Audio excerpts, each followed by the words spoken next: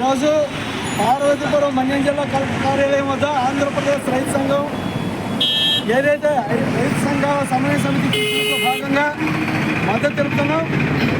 ప్రధానంగా విశాఖ ఉక్కు ఆంధ్రుల హక్కు అనే నినాదంతో 1966లో ప్రారంభమైన ఉద్యమం 48కి వచ్చేసరికి 32 మంది బలిదానంతో ఇష్టం లేని పరిస్థితుల్లో కేంద్రం మెడలు వంచి సాధించుకున్నాం.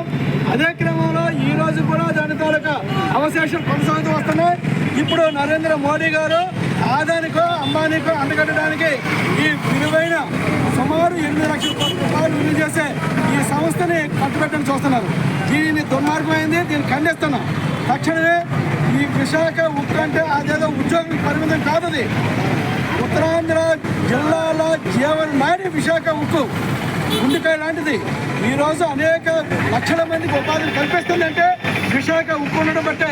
చుట్టుప్రక్కల అంటే అనేక వృత్తులకి, ఉప వృత్తులకి, ఉప పరిశ్రమలకి కీలక స్థానంగా ఉంది. అటువంటి విశాఖ ఉక్కుని ఈరోజు సిక్కోలు జిల్లాలో ఏదైతే ఉత్తరాంధ్ర జిల్లాలు ఉన్నాయో వాటన్నింటి కూడా తలమానికమైనది ఉపాధిని ఇస్తుంది. దాన్ని రక్షించాల్సిన బాధ్యత అందరి మీద ఉంది. అందులో భాగంగా ఆంధ్రప్రదేశ్ రైతు సంఘాల సమన్వయ సమితి ఇచ్చిన పిలుపులో భాగంగానే మేము ఈరోజు మద్దతు తెలుపుతున్నాం.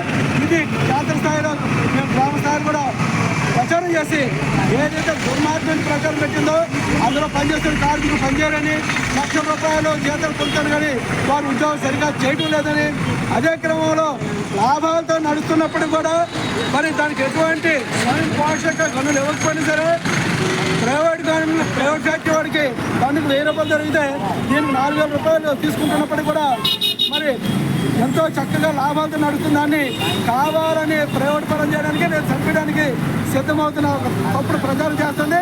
మీరు దుర్మార్గమైంది, నేను ఖండిస్తాను. ఈ ఉద్యమానికి సంపూర్ణ మద్దతు తెలియజేస్తున్నాను.